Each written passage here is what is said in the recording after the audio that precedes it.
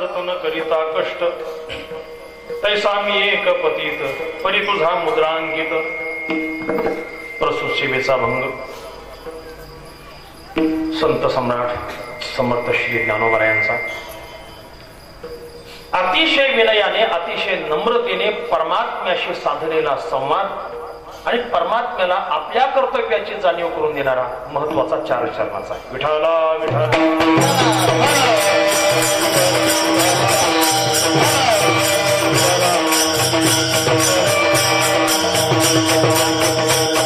या अभंगाचं हे वैशिष्ट्य आहे की या अभंगामध्ये ज्ञानोबराय परमात्म्याशी संवाद साधतात.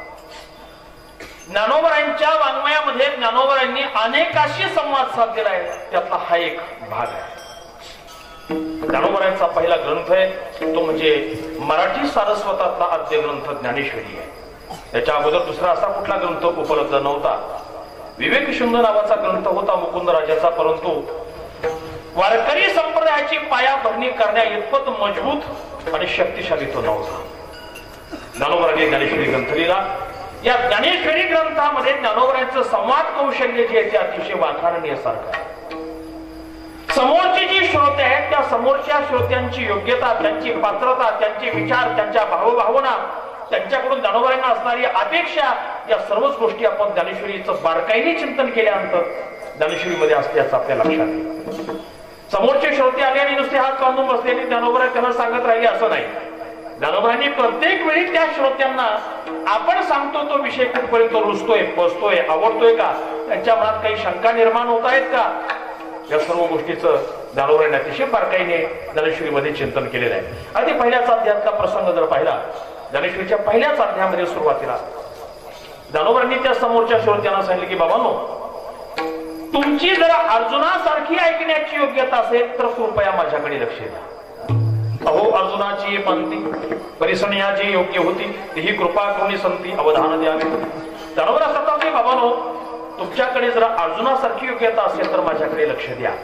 मला वाटतं ज्ञानेश्वरीच्या प्रस्तावनेमध्ये हा भाग ज्ञानोबराय श्रोत्याकडून अपेक्षितात. याचा अर्थ असा आहे की ज्ञानोबरायांना अपेक्षित असणारी श्रोत्यांची जी योग्यता आहे, पात्रता आहे, ती किती महत्वाची ही गोष्ट आपल्या लक्षात येईल. बऱ्याच वेळा आता इकडचं मला माहिती नाही, पण आमच्याकडे खेड्यापाड्यामध्ये पोथीला जे लोक येतात ना, पोथी माहिती का तुम्हाला? श्रावण महिन्याने पोथी असते. त्या पोथीला येणारे लोक म्हणजे आधी भरपूर जेवून येतात अगोदरच, आणि तिथं एकदा येऊन बसले, पोथीचे 10-5 मिनिट झाले का गेले की डोळे बंद करतात, थेट शेवटी टाळ्या वाजल्या की मग जागे होतात. असे काही काही महापुरुष असतात. मग ते इथे येतात कशासाठी? त्यातले काही लोक असे असतात, घरी मुलं बाळ त्रास देतात, गडबड गोंधळ नेहमी अशी, संध्याकाळी काय त्यापेक्षा आपल्याला तासभर तिथं निवांत बसता येईल, हा त्यांचा एक मोठा उद्देश असतो. तेव्हा ज्ञानोबरांना असं वाटलं की इथं उपस्थित असणाऱ्या श्रोत्यांमध्ये, श्रोत्यांच्या मनामध्ये अशी जर काही कल्पना असेल, धारणा असेल तर ती गोष्ट चुकीची आहे. पूर्वीचा काळ तुम्हाला माहिती असेल, खेड्यापाड्यामध्ये घरी जाती असायचे, दळायचे जाते. त्या जात्यावर दळायला सुरुवात करण्यापूर्वीची सुज्ञ महिला असायची, ती काय करायची माहितीये तुम्हाला? तो जो खुंटा आहे ना जात्याचा, त्या खुंट्यावर 2 दगडाने टपोरे मारायचे. तुकाराम महाराज वर्णन करतात, हलवून या खुंट आधी करावा बळकट. मग काय की मध्ये अडचण येत नाही, नाही तर त्याच्यामध्ये ते धान्य घालायचं आणि सुरुवात करायची तर मग मुठी एकीकडे जात एकीकडे असा गोंधळ व्हायला नको. म्हणून सुज्ञेची महिला आहे दळण्याच्या अगोदर त्या ठिकाणी तो प्रकार करायची. तसं ज्ञानोबराय गीतेवर व्याख्यान आरंभ करण्यापूर्वी श्रोत्याकडून ही अपेक्षा करतात. ही गोष्ट अतिशय सुज्ञपणाची. इथं ज्ञानोबरांना श्रोत्याकडून ही अपेक्षा होती. याचा अर्थ असा आहे की ज्या गीतेचं तत्वज्ञान भगवंताने सांगितलं त्या गीतेचा अधिकारी कोण होता? अर्जुन होता. अर्जुनासाठी भगवंताने गीता सांगितली, बाकीच्यासाठी सांगितलेली नाही. ज्ञानोबरांनी त्याचा खुलासाही ज्ञानेश्वरीमध्ये केलेला आहे. का अनन्यगती कमळा लागे सूर्य वेळोवेळा, का सुखिया होईजे डोळा त्रिकोणीचा. त्याप्रमाणे ज्ञानोबा सांगतात की अर्जुनाला निमित्त करून, अर्जुनाच्या निमित्ताने संपूर्ण जगताचं उद्धार भगवंताने गीतेच्या माध्यमातून सांगितलेला आहे.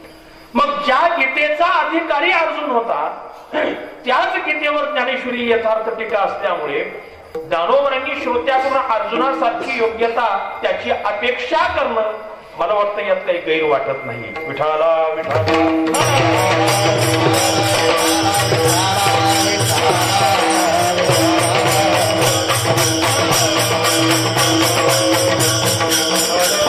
अर्जुनासारखी अपेक्षा श्रोत्याकडून का केली? कारण वक्ता कोण होते? महाविष्णूंचा अवतार सखा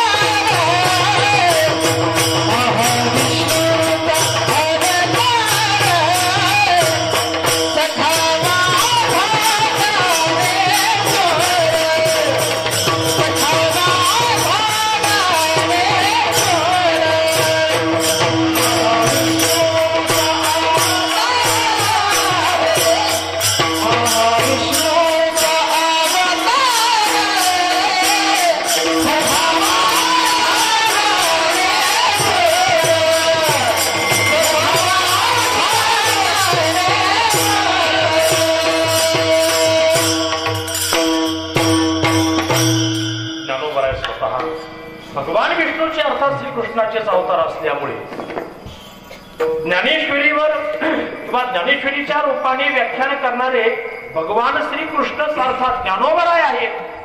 म्हणून समोरच्या श्रोत्यामध्ये सुद्धा अर्जुनाची योग्यता असावी ज्ञानोबरांनी अशी अपेक्षा व्यक्त केली.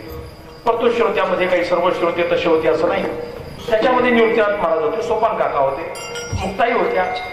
याहीपेक्षा नाथ संप्रदायातले तत्कालीन जे काही साधू मंडळी होती, विभूती होत्या, अशा त्या ठिकाणी आलेल्या होत्या.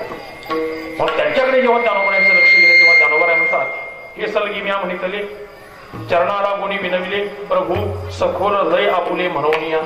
ज्ञानोबरांनी त्या ठिकाणी तो विषय अशा पद्धतीने हाताळलेला आहे. आता ज्ञानेश्वरीचे सर्वच संवाद कौशल्य मी सांगणार नाही. 6व्या अध्यायामध्ये ज्ञानोबरांनी त्या श्रोत्यांनाच उद्देशून म्हटलं, जे अधिकारी येत स्वभावे निष्काम काम, जी आत्मबोधाची आवडी केली स्वर्ग संसाराची करून देव वाचून येथेची गोडी नेनती आणि एक जैसा वायसी चंद्र नोळखीचे देवी प्राकृत हा ग्रंथ निनीचे आणि हिमांशूची जीवी खाजे चकोराचे तैसा सज्ञानासी हा ठाऊ आणि अज्ञाना आन गाव. ज्ञानोबरांनी त्या श्रोत्याची योग्यता त्यांच्याशी केला संवाद आहे. अगदी आणखी पुढे जाऊन सांगतो. 13व्या अध्यायामध्ये जेव्हा ज्ञानोबरांनी अज्ञान पदाचं खूप मोठं विस्ताराने वर्णन केलेलं आहे, ते वर्णन झाल्यानंतर ज्ञानोबरांनी समोरच्या श्रोत्यांना विनंती केली की पहा म्हटले, व्याख्यानाच्या भरामध्ये जरा माझ्याकडून जास्तच झालं, विस्तार जास्त झाला. ज्ञानोबरांनी श्रोत्यांना सांगितलं तर त्याबद्दल मला तुम्ही श्रोतेजन क्षमा करा असं ज्ञानोबराय विनवणी करतात. बघा बरं का, समोरच्या ऐकायला आलेल्या श्रोत्यांना ज्ञानोबरांनी क्षमा याचना करणं ही गोष्ट सामान्य नाही, लक्षात ठेवा. त्याचं कारण असं आहे की ज्ञानोबरांचं अंतःकरण एवढं मोठं होतं की कोणाला छोटं म्हणून स्वीकारला त्यांची वृत्ती नव्हती. आणि म्हणून मोठ्या माणसाचा मोठेपणा त्याच्यामध्ये आहे की जो स्वतःला मोठं समजत नाही तो खरा मोठा. विठाला विठाला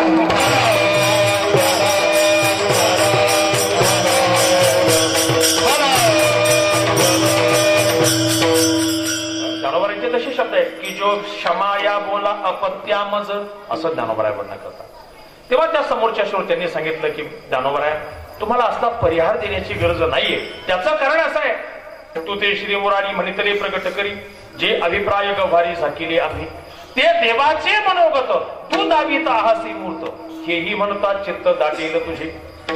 श्रोत्यांनी ज्ञानोबराशी प्रतिसंवाद काय साधलेला आहे, ज्ञानोबरांनी ज्ञानेश्वरीमध्ये त्याला पण स्थान दिलेलं आहे. केवळ आपण साधल्या संवादाला नाही, प्रतिसंवाद जो आहे श्रोत्याकडून जे प्रत्युत्तर आलेलं आहे ज्ञानोबरांनी ज्ञानेश्वरीमध्ये जागोजागी त्या ठिकाणी त्याची दखल त्या ठिकाणी घेतलेली आहे. म्हणजे याचा अर्थ असा आहे की ज्ञानोबरांचं आपल्या वाङ्मयातील संवाद कौशल्य जे आहे ते अतिशय उच्च कोटीचं आहे. परंतु या अभंगातला जो संवाद आहे, या अभंगातला संवाद जो आहे तो कोणाशी आहे, थेट देवाशी संवाद आहे, इतर दुसऱ्या कोणाशी नाही. मला वाटतं आपण सर्वजण रोज संवाद करतो की नाही, रोज संवाद करतो. कधी कधी संवादातून वाद होतो, कधी कधी विवाद होतो. संवाद राहत नाही. संवाद जर सुसंवाद ठरला तर तो संवाद फलीभूत झाला असं म्हणावं. पण संवादातून जर वाद निर्माण झाला कशावरून तू असं म्हणतो? नाही असंच आहे, नाही तसंच आहे. तुला काय कळतं की लगेच त्या ठिकाणी काय होतो? वाद निर्माण होतो. वादातून आणखी विवाद निर्माण होतात, विशेष वाद निर्माण होतात. परंतु संवादाचं फल ते आहे की तो सुसंवाद निर्माण व्हावा. घरामध्ये कुटुंबामध्ये संवाद असतो, आपण बाहेर आल्यानंतर ऑफिसमध्ये संवाद असतो. अलीकडे तर मला वाटतं संवाद करण्याचं प्रगत साधन प्रत्येकाच्या खिशामध्ये असल्यामुळं आता संवाद करणं काही अवघड नाही. कधी कधी काही माणसं, आता पूर्वीचा काळ असा होता, हातामध्ये मोबाईल घेऊन माणसं बोलायचे. किमान पाहणाऱ्यांना असं वाटायचं की हे मोबाईलवर बोलतात, कोणाशी तरी संवाद साधतात. परंतु आता ब्लूटूथचा हेडफोन असल्यामुळे मोबाईल आहे की नाही हे आपले मोकळेच बोलतात, मोकळे हसतात, मोकळे बोलतात, तिकडे तिकडे पाहतात, हातवारे करतात. समोरच्या माणसाचा कदाचित असा गैरसमज होण्याची शक्यता आहे की बहुतेक गेलेली केस दिसते.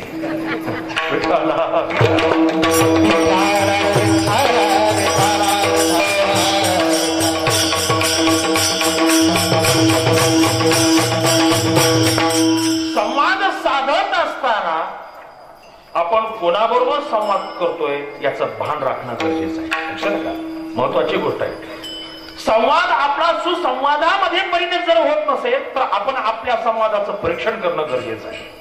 आपण जे बोलतो, आपण जे संवाद करतो, संवाद करण्याची पहिली पद्धत अशी आहे की त्याच्यामध्ये सभ्यता असावी. पहिली महत्वाची गोष्ट आहे. महाभारतात खूप मोठा प्रसंग आहे. जेव्हा त्या ठिकाणी दुर्योधन गेला आणि भीष्माचार्य असे बोलायला लागला की पितामह असं कसं काय झालेलं आहे वगैरे असं काही बोलायला लागलं, तेव्हा पितामह भीष्माने त्या दुर्योधनाला विचारलं की लगता है सभ्यता का पहिला अध्याय आज भूल गए हो. सभ्यताचा पहिला अध्याय काय की समोरच्या माणसाशी बोलत असताना, संवाद साधत असताना पहिल्यांदा त्याला आपण प्रणाम करणं, नमस्कार करणं हे पहिलं कर्तव्य आहे संवाद साधत असताना. मग ती व्यक्ती आपल्यापेक्षा ज्येष्ठ असो अथवा आपल्यापेक्षा कनिष्ठ असो, परंतु बोलत असताना नमस्कार करणं, प्रणाम करणं हे संवाद साधत असताना सभ्यतेचा पहिला अध्याय आहे. या अध्यायाचं अनुकरण जर आपण केलं तर मला वाटतं संवाद हा जीवनामध्ये विसंवाद कधी होऊ शकणार नाही. आणि म्हणून संवादाचं ते जे महत्वाचं गमक आहे, ज्ञानोबांनी आपल्या वाङ्मयामध्ये सर्वत्र त्या ठिकाणी अगदी व्यवस्थित पद्धतीने हाताळलेला आहे. या ठिकाणी भगवंताशी संवाद करताना ज्ञानोबा अतिशय नम्रता घेतात. किती नम्रता घेतात? मला वाटतं त्या नम्रतेला अति नम्रता जरी म्हटलं तरी काही हरकत नाही, याच्यापेक्षा अधिक नम्रता असू शकत नाही. तसं पाहता ज्ञानोबांची योग्यता किती मोठी आहे. ज्ञानोबांच्या योग्यतेचं वर्णन मला वाटतं आपल्यासारख्या सामान्य माणसांनी करू नये. ज्ञानोबा किती मोठे आहे. कैवल्याचा पुतळा, प्रगटला पुतळा, चैतन्याचा जिव्हाळा ज्ञानोबा माझा, नाही का, ज्ञानियांचा गुरु राजा महाराव ही ज्ञानोबांची योग्यता आहे. याही पेक्षा ज्ञानियांचा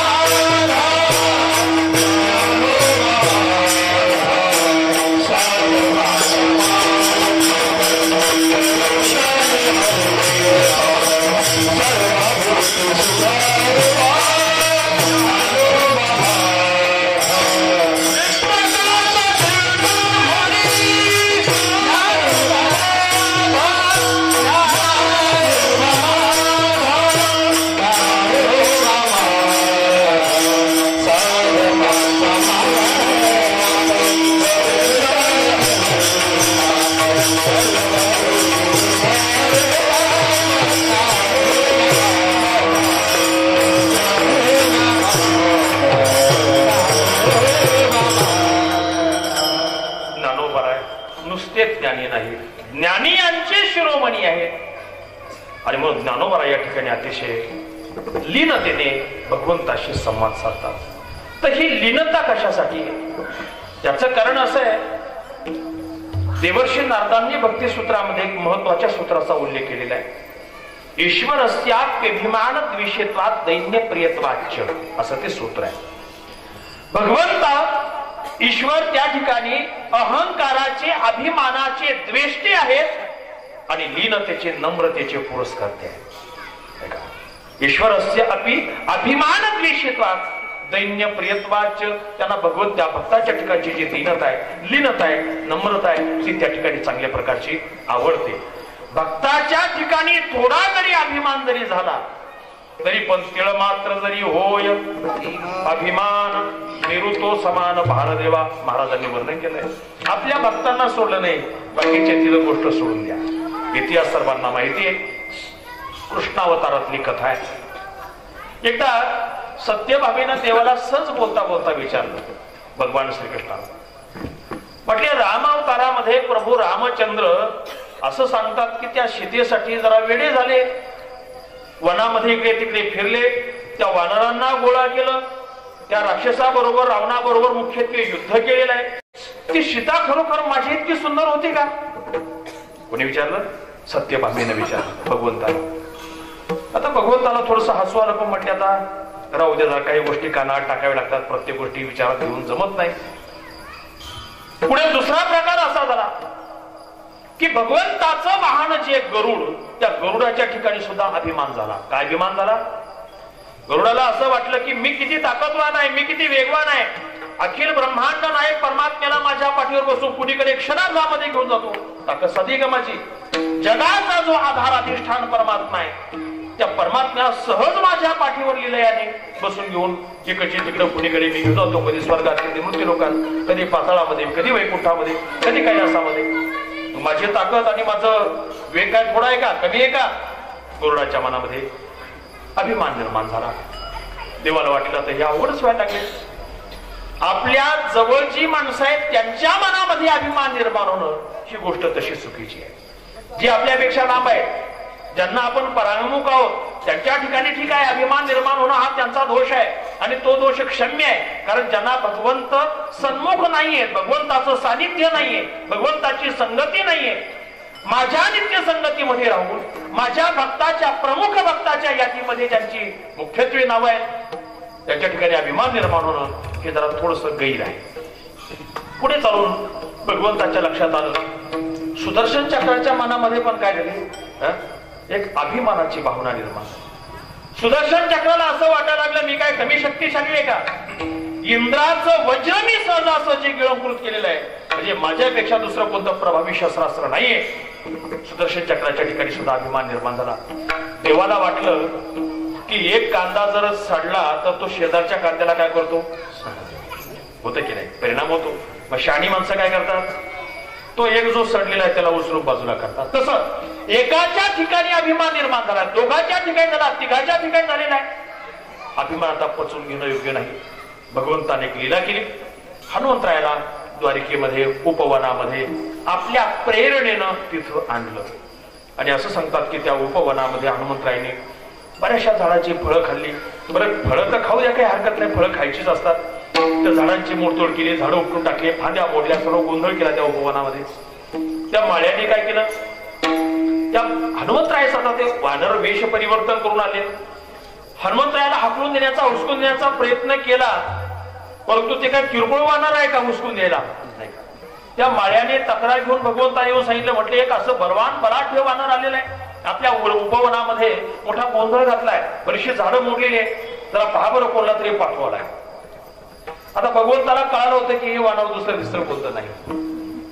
भगवंताने गरुडाकडे पाहिले. गरुडा बघ बरं, म्हटले कोणाला ते वानर वस्तू दे देऊ. त्या गरुडाने भगवंताकडे अशी नजर टाकली की भगवंताला कळतच नाही कोणाला कोणतं काम सांगावं ते. एक साधं वानर हुसकून द्यायचं काम मला सांगतात म्हणजे हे काय देवाला कळायला पाहिजे की नाही? कोणाला वाटलं? गरुडाला वाटलं.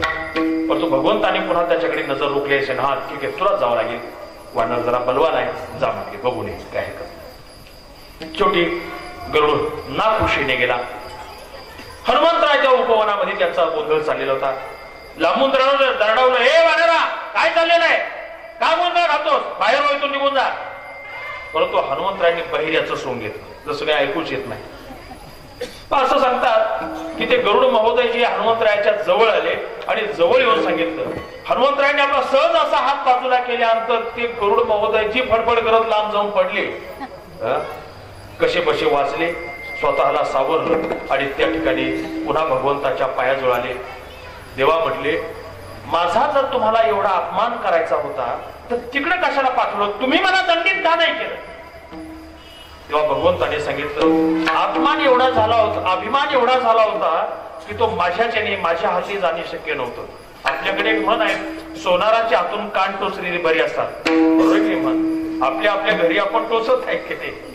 तसं तुझ्या ठिकाणी अभिमानाची तीव्रता एवढी झालेली होती की ते मी जर काही करत बसतो तर तुझा आणखी गैरसमज वाटला असता, तेव्हा तुला तिथं पाठवलं. ठीक आहे, ते वानर किरकोळ नाहीये. आता तू तुझ्या लक्षात आलं असेल ना, वानर किरकोळ नाहीये, ते साक्षात हनुमंतराय आहे. आता त्यांना जाऊन सांग की तुला प्रभू रामचंद्रांनी भेटण्यासाठी बोलवलेलं आहे, असा जाऊन निरोप दे. त्या गरुडाने लगेच डोळेच भरून आणले. म्हटले, देवा आता जरा धडधडीत खोटं बोलायला तुम्ही मला पाठवताय. आता कुठे रामचंद्र, कुठे कोणी बोलवलंय, तुम्ही तर कृष्ण आहात. जर तुम्हाला मारूनच टाकायचं असतं तर तुमच्या हाताने मारून टाका, आता मला तिकडे पाठवू नका. अभिमान त्याचा पूर्णपणे गेला.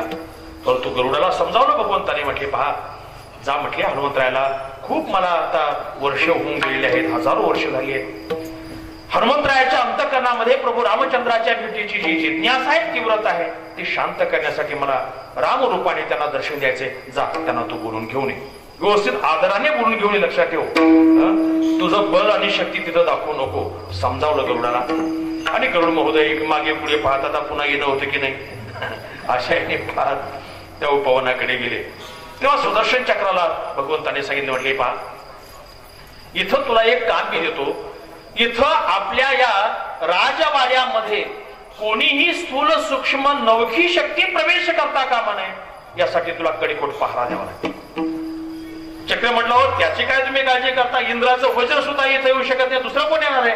हा म्हटले, त्याच्यासाठी मी तुला सांगितलं, इथं तू कडेकोट बंदोबस्त आपल्या या राजवाड्याभोवती. आणि सत्यभामेला बोलून घेतलं. म्हटले, पहा सत्यभामा, या ठिकाणी हनुमंतराय आता मला भेटण्यासाठी येणार आहेत. खूप वर्षापासून त्यांच्या अंतःकरणामध्ये प्रभू रामचंद्रांच्या भेटीची जिज्ञासा आहे, आतुरता आहे. तर त्या ठिकाणी आता मी राम तर होणारच आहे, जवळजवळ झालोच आहे, आता तू सीता होऊ नये. मग आता त्या ठिकाणी ती सत्यभामा गेली. आता पुराणामध्ये खूप सुंदर वर्णन केलंय. मग सत्यभामेने तिच्याकडे असणारे सर्व दागिने आणि सर्व कपडे एकत्रित केले आणि आता कोणती मॅचिंग व्यवस्थित बरी दिसेल सीता होण्यासाठी याची जोड लावायला लागली. नाही कोणती एक कपडे कोणते असावेत, अलंकार कोणते असावेत, वेशभूषा कशा स्वरूपाची असावी.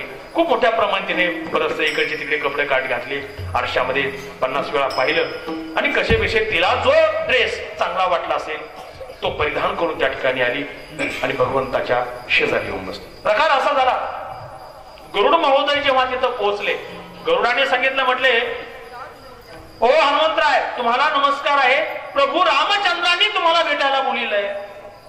मग तुम्ही माझ्या सोबत येता का मागून येता, माझ्या बरोबर येता का मागून येतात. लांब सुरक्षित अंतर ठेवून बोलली. मात्र अतिशय आनंद झाला हनुमंतरायाला. हनुमंतरायांनी सांगितलं, म्हणले, काही काळजी करू नको, मी येतो, तू निघ पुढे. म्हणजे आणि जेव्हा गरुडाला पुढे पाठवून दिलं, हनुमंतरायांचा वेग म्हणजे सामान्य वेग नाही. मनोजवम मारुत तुल्य वेगम जितेंद्रियम बुद्धिमतां वरिष्ठम वातात्मजम मानरयुथ मुख्यम श्रीरामदूतम शरणम प्रपद्ये.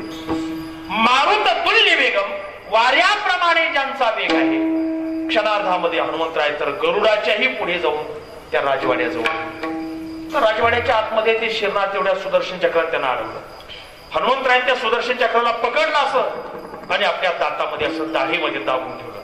जसं माणसं सुपारीचं खांड ठेवतात की नाही एखाद्या बाजूला, तसं ते सुदर्शन चक्र एका बाजूला दाबून ठेवलं आणि आतमध्ये प्रविष्ट झाले. सिंहासनावर समोरच प्रभू रामचंद्राचं दर्शन जेव्हा हनुमंतरायांना झालं, हनुमंतरायाचं अंतःकरण भरून आलं, नेत्र भरून आले.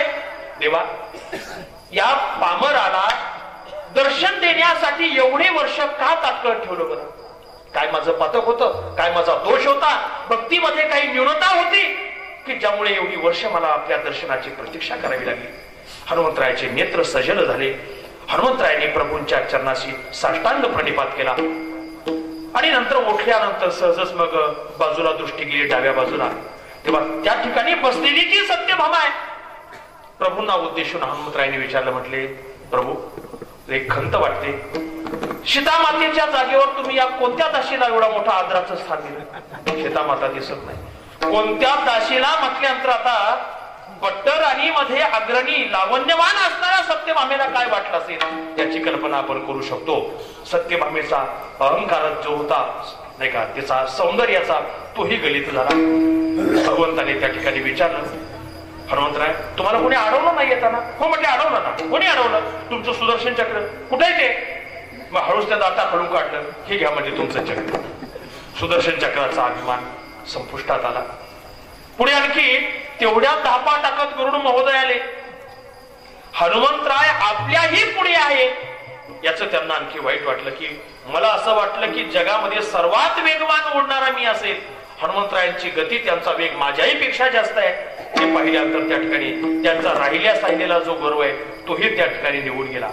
मुख्य माझा सांगण्याचा उद्देश असा आहे की भगवंताचे जे नित्य सहचारी आहेत, भगवंताचे जे मुख्य सेवक आहेत, भक्त आहेत, त्यांच्या ठिकाणी झालेला अभिमान सुद्धा भगवंत सहन करत नाहीत. दुसऱ्याचा अभिमान कशाला सहन करतील? ज्यांच्या ठिकाणी अभिमान आहे त्यांना परमात्म्याची प्राप्ती होत नाही असा निष्कर्षात्मक निर्वाळा ज्ञानोबरांनी 9व्या अध्यायामध्ये दिलाय. 9व्या अध्यायामध्ये ज्ञानोबरांनी तिथं काही यादी दिली बरं का काय काही लोकांची. जगामध्ये सगळ्यात मोठा ज्ञानी कोण आहे? मी तुम्हाला प्रश्न विचारतो, जगामध्ये सगळ्यात मोठा ज्ञानी कोण आहे?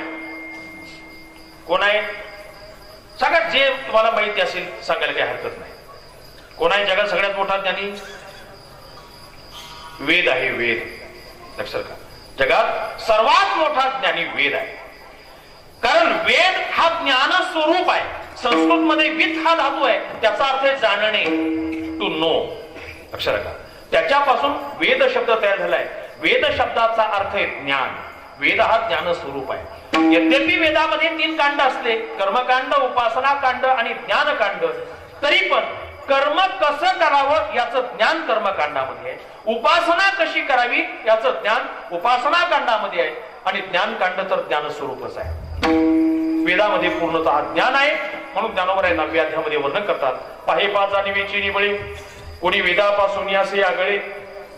जाणीवेच्या बाबतीमध्ये या जगामध्ये वेदापेक्षा सर्वश्रेष्ठ कोणी नाही. की शेषाहुनी तोंडाळे बोलकी याती. ज्ञानोबराय सांगतात जगामध्ये खूप मोठे मोठे वक्ते असतील, परंतु सगळ्यात मोठा वक्ता जर कोण असेल तर तो शेष आहे. कारण कोणताही वक्ता एका वेळी बोलताना एक मुखाने बोलतो, परंतु शेषच असा वक्ता आहे की एका वेळी 1000 मुखाने तो बोलू शकतो. त्याला किती मुख आहे? 1000 मुख आहे. सहस्र मुखाचा वर्णिता भागला एकनाथ महाराज वर्णन करतात, त्याला 1000 मुख आहे. म्हणून शेषापेक्षा श्रेष्ठ वक्ता दुसरा कोणी नाहीये. परंतु ज्ञानोबा सांगतात त्यांनी सुद्धा आपल्या ठिकाणचा ज्ञातृत्वाचा आणि वक्तृत्वाचा अभिमान बाजूला करून तोही अंथरुणा तळवटी दडे, येरू नेती नेती म्हणून बहुळे, येथ सनकादिक वेडे पिशी झाले. ज्ञानोबा वर्णन करतात तोही अंथरुणा तळवटी दडे. शेषाला जेव्हा कळालं की आपण 1000 मुखाने जरी वर्णन करत असलो तर ते परमतत्व आपल्या वाणीच्या एका शब्दाच्या मर्यादेच्या पलीकडचं आहे ही गोष्ट जेव्हा त्याला कळली तेव्हा तोच भगवंताच्या खाली शिरून काय झालं? अंथरुणा तळवटी दडून राहिला. तोही अंथरुणा तळवटी दडे. येरू नेती नेती म्हणून बहुडे. येरू शब्दाचा अर्थ तो जो वेद आहे तो वेद सुद्धा परमात्म्याला न येती न येती न येती असं म्हणून तो सुद्धा शांत झाला. येथ सनकादिक वेडे पिशी झाली. सनकादिक म्हणजे काय सामान्य प्रश्न नाही, लक्षात ठेवा. सनकादिक भगवंताच्या प्रत्येक युगातील एकनिष्ठ भगवत भक्त आहेत. म्हणून एवढे मोठे जे सनकादिक आहेत की ज्या सनकादिकांना तुकाराम महाराज विचारतात तुम्ही सनकादिक संत म्हणविता कृपावंत, एवढा करा उपकार देवा सांगा नमस्कार. ते सनकादिक सुद्धा इथं ज्ञानोबा सांगतात वेडे पिशे झाले. ज्ञानोबा आणखी पुढे एक मोठं उदाहरण देतात बरं का. जगामध्ये सर्वात मोठा तपस्वी कोण आहे? भगवान शंकर. करिता तापसाची कडसनी कवन जवळा ठेवीजी शूळपाणी तोही अभिमान सांडोनी पायवनी माथावानी.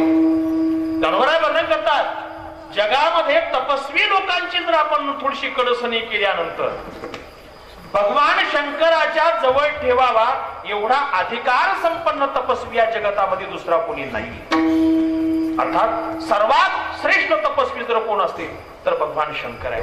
परंतु भगवान शंकराने सुद्धा आपल्या तपश्चर्याचा अभिमान बाजूला केला आणि भगवान श्री विष्णूचं चरणतीर्थची गंगा ती आपल्या मस्तकावर धारण. तोही अभिमान सांडवणी पायवणी माथावाही. त्यानंतर आणखी एक उदाहरण देतात. जगामध्ये सगळ्यात श्रीमंत कोण आहे? कोण आहे जगात सगळ्यात श्रीमंत? कोण होतं असं विचारित नाही मी, वर्तमान कालवाचक शब्द आहे. जगात सर्वात श्रीमंत कोण आहे? लक्ष्मी माता आहे. जगात सर्वात श्रीमंत कोण आहे? लक्ष्मी माता आहे. ज्ञानोबांनी 9व्या अध्यायात तिथं लक्ष्मीचं नाव घेतलेलं नाही, लक्ष्मीचं वर्णन केलेलं नाही. लक्ष्मीच्या ज्या दासी आहेत त्या दासीचं वर्णन केलेलं आहे. ना तर यातील पणी सरीशी कवण आहे लक्ष्मी आयशी श्री सारिख्या दासी घरी जी येते त्या खेळता करीती घरकुली तया नामे अमरपुरी जरी ठेविली तरी नव्हती काय बाहुली इंद्रादी कथयांची. त्या नावडोनी जेव्हा मुडीती तेव्हा महेंद्राची रंग होती. त्या झाडाकडे पाहती ते कल्पवृक्ष ऐशीजीच्या जवळिका सामर्थ्य घरीची या पायिका ते लक्ष्मी मुख्य नायिका न मनेची येथे. मग सर्वस्वी करुणी शिवा अभिमान सांडोनी पांडवा ते पाय धुवावे याची दैवा पात्र झाली. लक्ष्मी मातेला सुद्धा त्या ठिकाणी आता मोठा कथा भाग आहे, सर्व सांगत नाही. लक्ष्मी मातेलाही जेव्हा त्या ठिकाणी अभिमान झाला भगवंताने लक्ष्मी मातेला सुद्धा डावलला असा इतिहास आहे. मग अभिमान गली झाल्यानंतर भगवंताचे पाय धरले. देवा म्हटले मी आता निरभिमान झालेली आहे, मला तुमच्याशिवाय दुसरी कुठली गती नाहीये, मला तुमची सेवा करण्यासाठी तुमच्या चरणाजवळ राहू द्या. आणि चरण प्रक्षालन करण्याचं काम लक्ष्मी मातेने निवडलं. त्याच्या पुढची ओवी अतिशय महत्वाची. ज्ञानोबा सांगतात या लागी बरोबर पहा सांडीचे येथ व्युत्पत्ती यादवी विसरीचे जै जगा धाकुटे होईजे तै जवळी कमाची. या लागी थोरपण पहा सांडीचे. आपल्या ठिकाणी जो थोरपणा आहे मग तो ज्ञानाचा असेल, तपाचा असेल, वक्तृत्वाचा असेल, धनाचा असेल, आणखी कशाचा थोरपणा असेल तो बाजूला करावा. व्युत्पत्ती शास्त्रीय ज्ञानाची जी माणसाच्या ठिकाणी घमेंड असती ती बाजूला करावी. जगा धाकोटे होईजे ते जवळी कमाची. जगाच्या धाकट होणं शब्दाचा अर्थ काय? संपूर्ण जगाच्या समोर नम्र होणं. नम्र झाला भूता तेने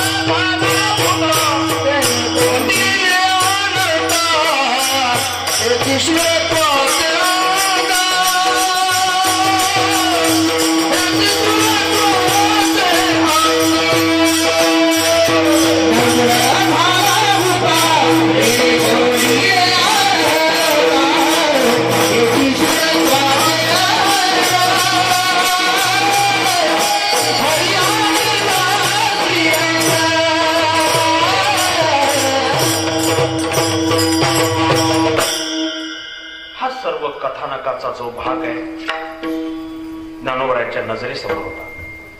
आपण एखाद्या सर्वसामान्य माणसाशी संवाद साधत नाहीये, प्रत्यक्ष भगवंताशी संवाद साधायचा आहे. भगवंताशी संवाद साधत असताना इथं आपण कोण आहोत, आपलं काय आहे, आपली योग्यता काय आहे हे सर्व बाजूला करून अतिशय नम्रतेने अतिशय विनयाने भगवंताशी संवाद साधतात. अभंगाच्या पहिल्याच्या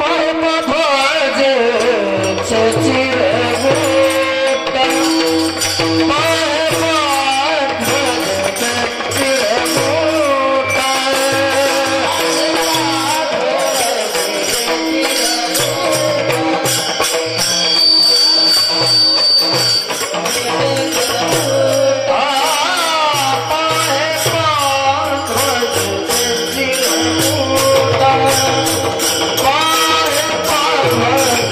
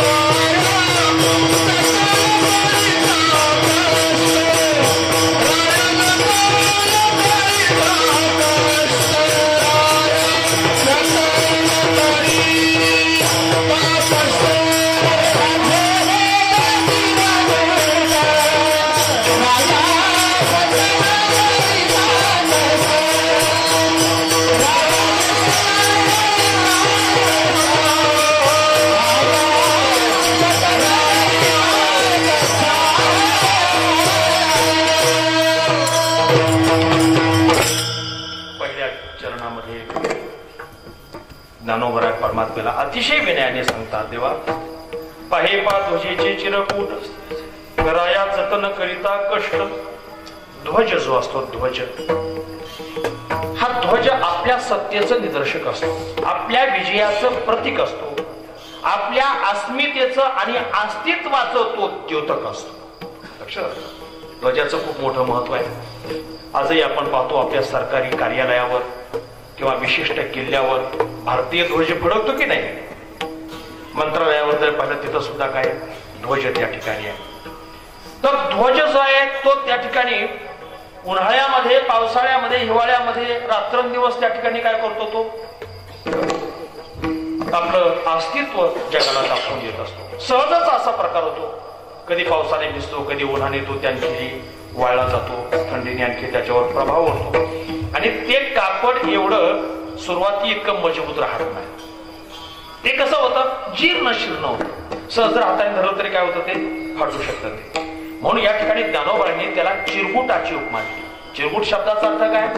चिरगुट आहे का इकडे माहिती तुमच्याकडे? जे एखादं वस्त्र फाटलेलं आहे, जे निरुपयोगी कपडा आहे, त्याला त्या ठिकाणी काय म्हणतात, चिरगुट असं म्हणतात. आणि त्या चिरगुटाचा उपयोग कशासाठी करतात लोक? फरशी पुसायला, काही आणखी पाय पुसायला वगैरे, असं त्याचा दुरुपयोग करतात लोक. त्याचा दुरुपयोग नाही, त्यांच्या दृष्टीने तो सदुपयोगच आहे, परंतु नवीन वस्त्राच्या त्या योग्यते अनुरूप तो दुरुपयोग होतो. लक्षात ठेवा. आता ते ध्वजेचं जे कापड आहे ते जीर्ण शीर्ण झालेलं आहे, तरी पण राजा त्या ध्वजाच्या कापडाला सन्मानाने त्याचं रक्षण करत असतो. जानवरावर नाही करतात, पाहे पा ध्वजेची चिरकूट. ध्वजेचं चिरकूट आहे.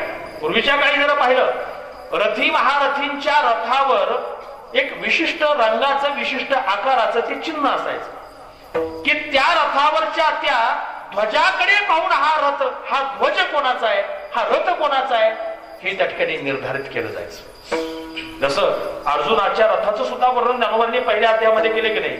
ध्वजस्तंभावरी वानरू, तो मूर्तिमंत श्री शंकरू. अर्जुनाचा ध्वज विशिष्ट रंगाचा, भीष्माचार्यांचा विशिष्ट रंगाचा, दुर्योधनाचा विशिष्ट रंगाचा, कर्णाचा विशिष्ट रंगाचा, त्या रंगाच्या आणि विशिष्ट आकाराच्या ध्वजावरून त्या रथीची कल्पना पूर्व काळामध्ये केली जायची. आणि युद्धामध्ये तो रथी त्या रथावरील ध्वजाचं रक्षण करण्यासाठी कधी कधी प्राणाची आहुती द्यायचा, परंतु आपला सन्मान खंडित झालेलं कधी तो पाहत नसायचा. समोरच्या प्रतिद्वंद्व्याने जर बाणाने वा इतर साधनाने तो रथ जर खंडित केला, तो ध्वज जर खंडित केला, तर मला वाटतं याला अर्ध मेल्यासारखं वाटायचं की हा खूप मोठा अपमान आपला झालेला आहे. म्हणून ज्याप्रमाणे ज्ञानोबा सांगतात की राजा ज्याप्रमाणे ते जीर्ण शीर्ण कापड आहे त्या कापडाचं रक्षण करीत असतो, तसं ज्ञानोबा सांगतात आम्ही सुद्धा त्या योग्यतेचा आहोत. आम्ही खूप मोठे नाहीयेत. तेच अभंगाच्या दुसऱ्याचं नाव.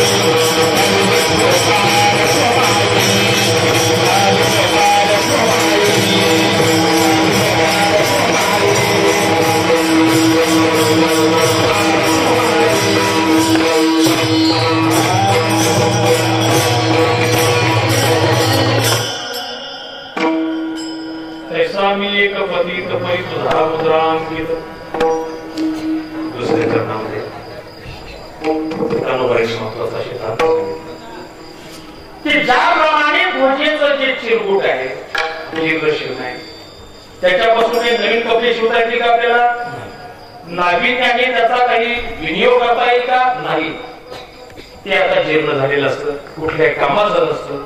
तसं या ठिकाणी ज्ञानोबा सांगतात, देवा आम्ही सुद्धा त्या पद्धतीचे पतित आहोत, परंतु ध्वज जसा त्या राजाच्या सन्मानाचा अस्मितेचा अस्तित्वाचा प्रश्न असतो, तसं देवा आम्ही पण तुमचे कोणीतरी आहोत, हा संबंध महत्वाचा आहे. आता इथं अतिशय महत्वाचा चिंतनाचा भाग आहे.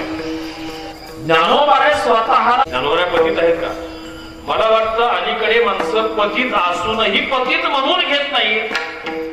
आणि ज्ञानोबराय पतित नसताना पतित म्हणून घेतात, हा त्यांचा मोठेपणा आहे. विठ्ठला विठ्ठल.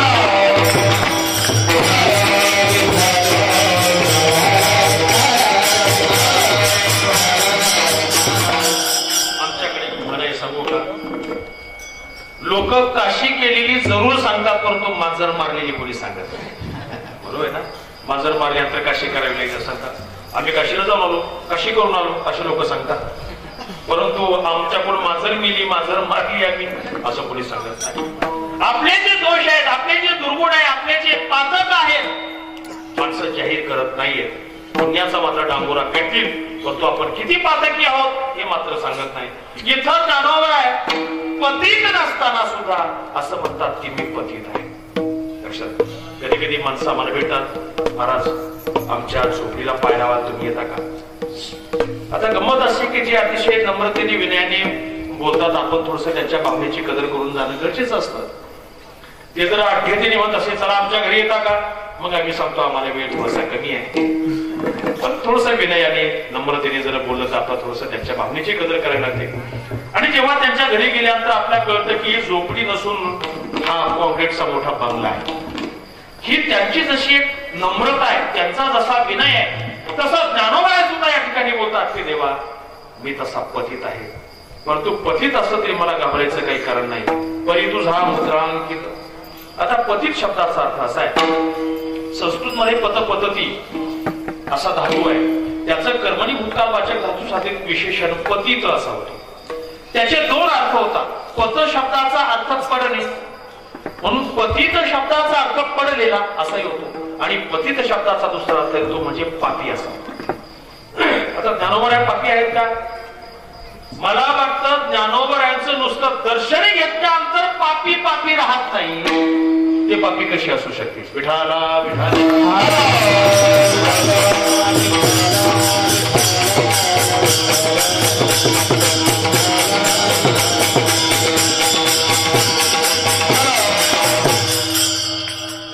किती पुण्यवान होतो. रामदेव महाराजांनी ज्ञानोबरायांच्या समाधीच्या प्रसंगामध्ये खूप सुंदर शब्दामध्ये वर्णन केलं. धन्य धन्य धरातळी जो याते दृष्टी न्याहाळ येतो, महाकैला टाळी वैकुंठ भुवनास, जो करीला याची यात्रा तो तारी सकळ ही गोत्रा, सकळ ही पुढे पवित्रा याची दर्शनी होती. ज्ञानोबरायांच्या दर्शनाने दर्शन करणारा एकटा पवित्र होतो असं नाही, त्याचे संपूर्ण जे पुढे आहेत ते पवित्र होतात. एवढा ज्या पुण्याचा प्रभाव आहे ते स्वतःला पतित म्हणतात. विठाला विठाला.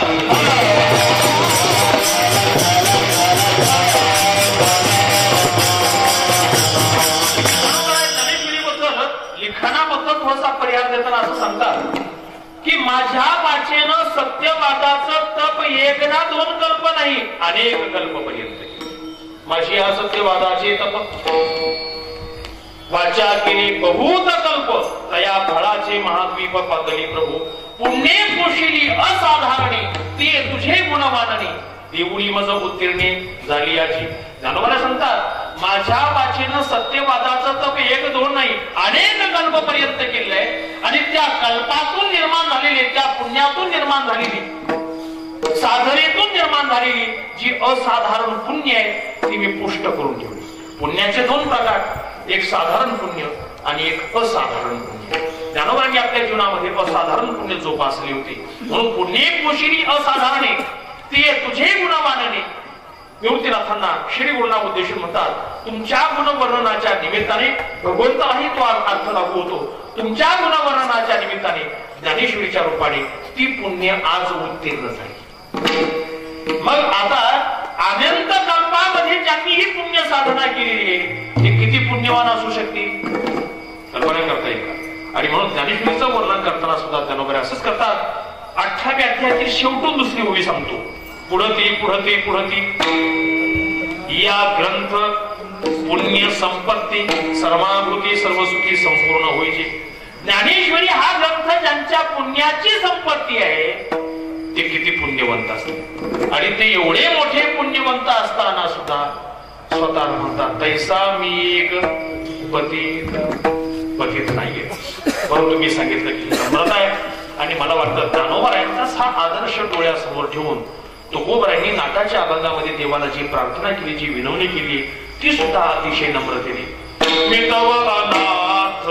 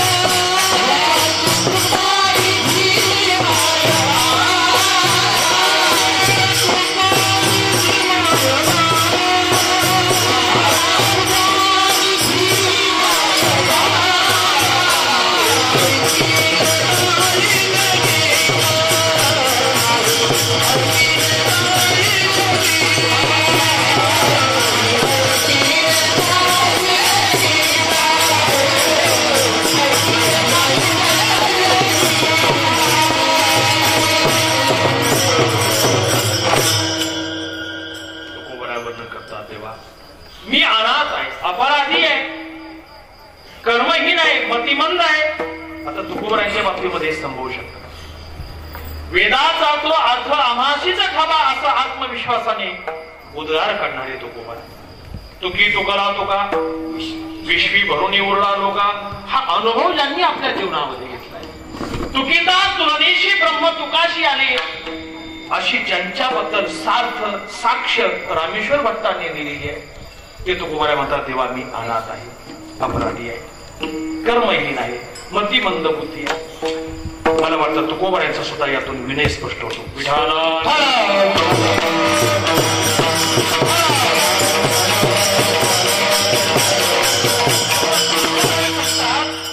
देवा मी पतित आहे, तैसा मी एक पतित, तैसा त्या ध्वजाच्या कापराप्रमाणे चिरगोटाप्रमाणे मी पतित आहे.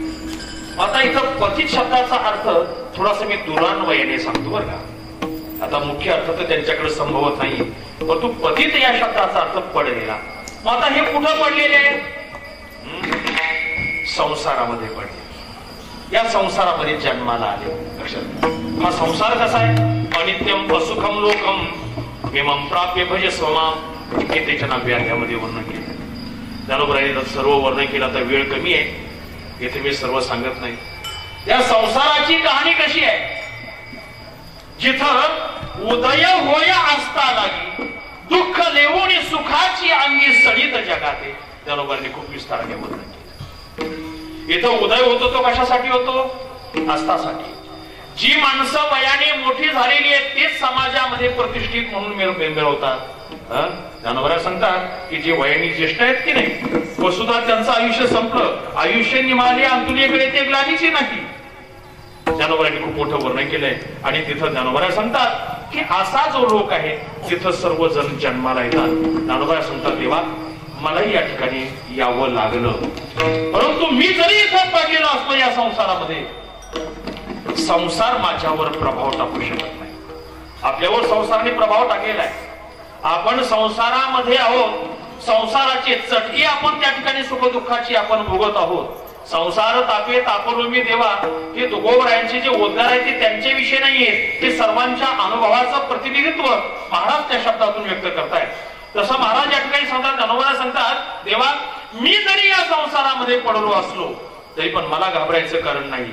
परी तुझा मुद्रांकित, तेव्हा तुमच्या मुद्रेनं मी अंकित आहे. इतिहास खूप मोठा आहे. जेव्हा त्या यमुना मातेच्या डोहामध्ये कोण बसला होता? कालिया नाग त्या ठिकाणी बसला होता. त्याच्या दुःखाचा, त्याच्या विषाचा प्रभाव असा काही होता, वरून जाणारे जे पक्षी आहेत ते सुद्धा त्या ठिकाणी मूर्छित होऊन त्या डोहामध्ये पडायचे. जनावर पाणी प्याले, ते जनावर सुद्धा त्या ठिकाणी मूर्छित होऊन मरून जायचे. माणसं तर पाणी प्यायचा संबंधच नव्हता. शेवटी भगवंताने असं केलं की त्या कालियाच्या मस्तकावर त्या ठिकाणी त्याला नेऊन त्याचं मर्दन केलं. त्याच्या मस्तकावर चढून नृत्य केलं आणि त्याचं मर्दन केलं. कालियाला सांगितलं की तू इथून निघून जा. म्हटले मी तर जायला तयार आहे, परंतु मी डोहाच्या बाहेर पडलो रे पडलो की गरुड येऊन मला मारल्याशिवाय राहणार. भीती सांगितली. भगवंताने सांगितलं आता मी तुझ्या मस्तकावर नाचलो ना, तुझं मर्दन केलं ना, आता माझ्या चरणाच्या पाऊल पुन्हा तुझ्या मस्तकावर आहे. आता गरुडाने त्या पाहिल्यानंतर गरुड तुला त्रास देणार नाही. आता तू इथून चालता हो, निघून जा. घाबरायचं कारण नाही. आणि जेव्हा त्याची सत्यता कालियाला पटली तेव्हा कालियाने तो डोह सोडला आणि तिथून निघून गेला. परंतु गरुडाला तो घाबरला नाही, कारण भगवंताचे चरण आपल्या मस्तकावर त्याने अंकित केले होते. तसं या ठिकाणी ज्ञानोबाला सांगा, तेव्हा या जगामध्ये जरी या ठिकाणी आम्ही आलो असलो, पडलो असलो, तरी पण घाबरायचं कारण नाही. परी तुझा मुद्रांकित, देवाच्या समोर भाषण करताना, संवाद करताना ज्ञानोबांनी आणखी एक मार्मिक उदाहरण नम्रतेच्या संबंधाने अभंगाच्या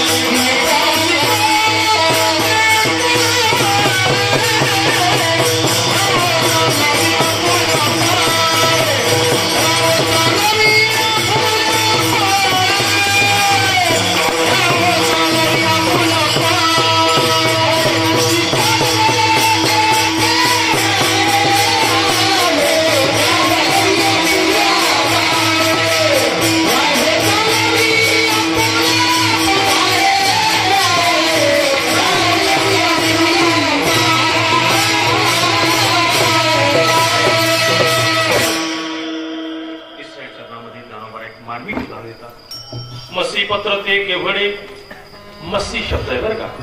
बरेच लोक म्हशीपत्र म्हणतात, कारण त्यांच्या डोक्यात नेहमी म्हशीच असतात ना, त्यामुळे म्हशीशिवाय दुसरा काही आठवत नाही. मसी, मसी शब्दाचा अर्थ आहे तो म्हणजे काजळीपासून बनविलेली शै. पूर्वीच्या काळी दिवा जो देवळीमध्ये ठेवला जायचा, ती वरची काजळी यायची, ती काजळी काढली जायची, त्याच्यामध्ये विशिष्ट तेल मिश्रित करून त्यापासून शाई बनवली जायची आणि त्या गुरुच्या लेखणीने किंवा टाकाने त्या शाईचा वापर करून लेखन केलं जायचं. ज्ञानोबा सांगतात आता त्या काळामध्ये कुठला पेन, आता अलीकडे पेन म्हणजे पॉइंटेड पेन नाही का, अमके जॉटर वगैरे वगैरे, आता नवीन सर्व आता कंपन्या मला एवढे सांगता येणार नाही, नवीन नवीन पेन आहेत. त्या काळामध्ये ती शाई तयार करून लिहिलं जायचं, असा तो काळ होता. 700 वर्षापूर्वीचा काळ. ज्ञानोबांनी त्या ठिकाणी त्याचा उल्लेख केलेला आहे की त्या शाईपासून लिहिलेलं जो पत्र आहे, कागद आहे, ते किती मोठा आहे.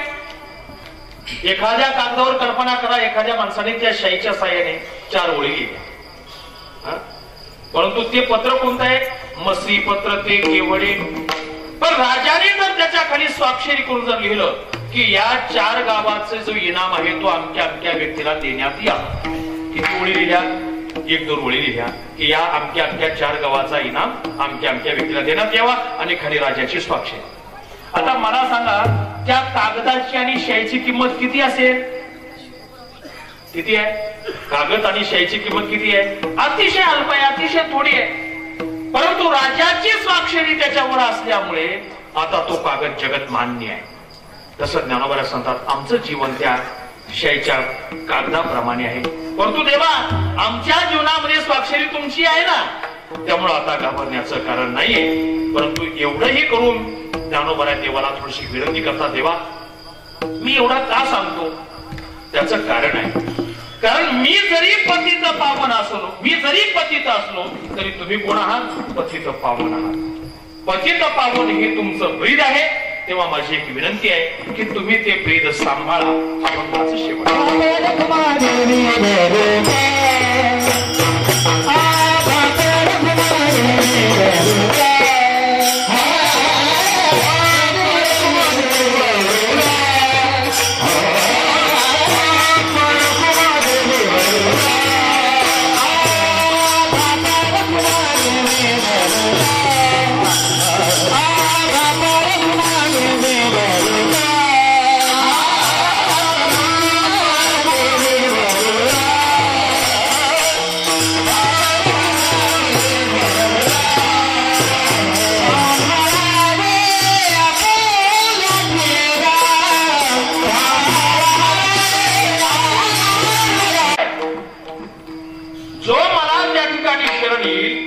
योगक्षेम मी करणार आहे, त्यांना मी सर्व पापापासून मुक्त करणार आहे वगैरे हे तुमची विरोध आहे. तेव्हा आम्ही पतित आहोत. देवा एक काम करा की तुम्ही तुमची बिरुदावली सांभाळा, कारण हे तुमची जबाबदारी आहे. आम्ही या ठिकाणी आलेलो आहोत. आमच्या बरोबर आमच्या मागे कितीतरी पतित असे ते भविष्य काळामध्ये ती तुमच्या चरणाजवळ येणार आहेत. पतित पावन हे तुमचं विरोध ऐकून येणार आहेत. तेव्हा त्यांचा आवेर करू नका, त्यांचा तुम्ही उद्धार करा, कारण तुम्ही पतित पावन आहे. म्हणून ज्ञानोबा भगवंताला थोडीशी त्या गोष्टीची जाणीव करून देतात. सांभाळावे आपुल्या ब्रीदा तैसा मी एक पतित परी तुझा मुद्रांकित. ज्ञानोबरायांचा अभंग आहे, अतिशय महत्वाचा अभंग आहे. संप्रदायामध्ये आपण बऱ्याच ठिकाणी ज्ञानेश्वरी पारायण करण्याच्या आरंभी हा अभंग म्हटला जातो. पारायणाला सुरुवात करण्याच्या लोक अगदी सर्वजण पारायणाला बसल्यानंतर म्हणतात, पाहे पार ध्वजेचे चिरगुट राया जतन गणिता कष्ट तैसा मी एक पतित परी तुझा मुद्रा बसी पत्र दे केवळे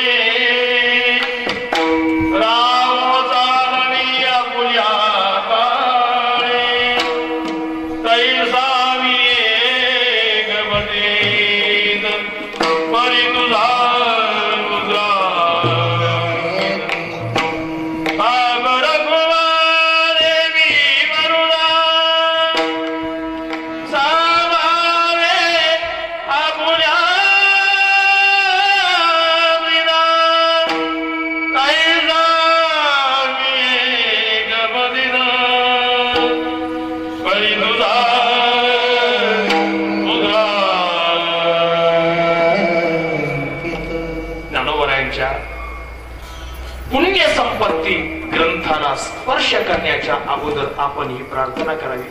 ज्ञानोबा तुमच्या पुण्य सामग्री रूप ग्रंथाला स्पर्श करण्याची, वाचेन आणि हाताने स्पर्श करण्याची आमची योग्यता नाही.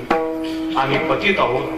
परंतु देवा आमची एक विनंती आहे, परी तुझा मुद्रांकित. तेव्हा आम्ही तुमची मुद्रा धारण केलेली आहे. याचा अर्थ काय? आम्ही गळ्यात माळ घातलेली आहे, आम्ही कपाळावर गंध लावलेला आहे, आम्ही हरिभक्त म्हणून मिरवत आहोत. तेव्हा आम्ही तुमचे मुद्रांकित आहोत. तेव्हा आम्हाला सर्त करून घ्या, आमच्याकडून ही साधना यथायोग्य करून घ्या, अशी भगवंताला या माध्यमातून प्रार्थना केली जाते. मला वाटतं विनय आणि नम्रतेने केलेली ही प्रार्थना भगवंत आपल्या साधनेला सफल करण्यासाठी पुरी ठरते. विठाला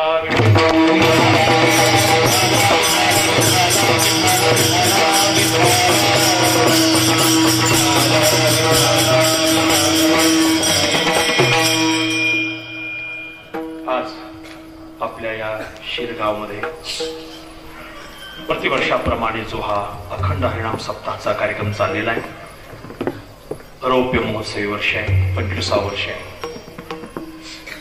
वैकुंठवासी हरिभक्त परायण शिवण बाबांनी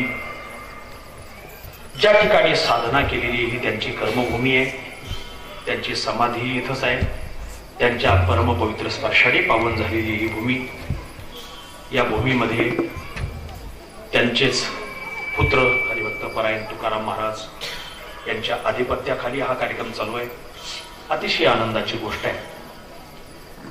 खरं तर संत महात्म्याच्या अस्तित्वाने जसं तुकोबारायांच्या भाषेत सांगायचं म्हणजे बोरीची लाकडं असली तर त्यांनाही चंदनाच्या संगतीमध्ये सुगंध प्राप्त होतो, तसं परमार्थाचे ज्यांना संस्कार नसतात, परमार्थ ज्यांना कळत नाही, संत महात्म्याच्या संगतीमध्ये राहिल्यानंतर तेही चांगल्या प्रकारचे परमार्थिक होऊ शकतात.